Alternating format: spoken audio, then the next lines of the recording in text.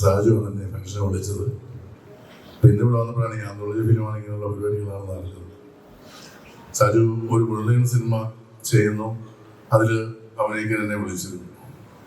അപ്പോൾ ഇന്നലെ വിളിച്ചപ്പോൾ ഞാൻ ഓർത്ത് അതിൻ്റെ ഡേറ്റ് എല്ലാം പറയാനായിരുന്നു. അപ്പോൾ പറഞ്ഞല്ല, ഇങ്ങനൊരു പരിപാടി ഉണ്ട്, 4 സിനിമ, അതിനു മുമ്പ് ഒരു 4 സിനിമ ചേർന്ന് ആന്തോളജി ഫിലിം 4 ചേർന്നിട്ടുള്ള ഒരു പടം.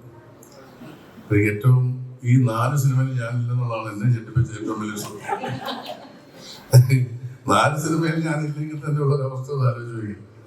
അപ്പൊ അതെന്നെ ഞെട്ടിച്ചു. അതുപോലെ തന്നെ ഡയറക്ടർ പറഞ്ഞ പോലെ ഈ 4 ഡയറക്ടേഴ്സിനെ എനിക്കറിയാവുന്നതാണ്. നല്ല കഴിവുകൾ, അവരുടെ മേഖലയിൽ നല്ല കഴിവുകൾ വെച്ചാണ്. സാജുനൊക്കെ ഒരുപാട് പ്രതീക്ഷിക്കുന്നുണ്ട്.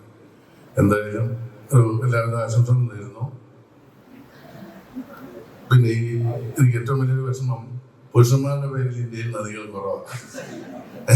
ഉണ്ടായിരുന്നെങ്കിൽ ചിലപ്പോൾ നമ്മളൊക്കെ ഉണ്ടായത്.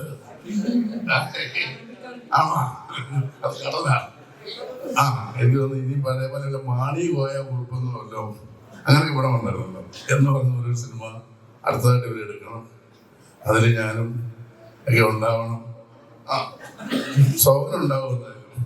അപ്പൊ എല്ലാവരും ആശ്രമിക്കും. നല്ല രസമുള്ള സിനിമയായിട്ട് മാറട്ടെ.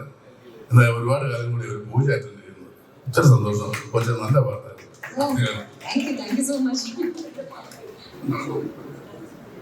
ഞാൻ അത്യാവശ്യമായിട്ട് പോകുന്നു. ഒരു കാര്യമുള്ളതുകൊണ്ടാണ് ഞാൻ നേരത്തെ പറഞ്ഞിട്ടുണ്ടായിരുന്നു. അതുകൊണ്ട് അറിയാണ്ട് സോറി.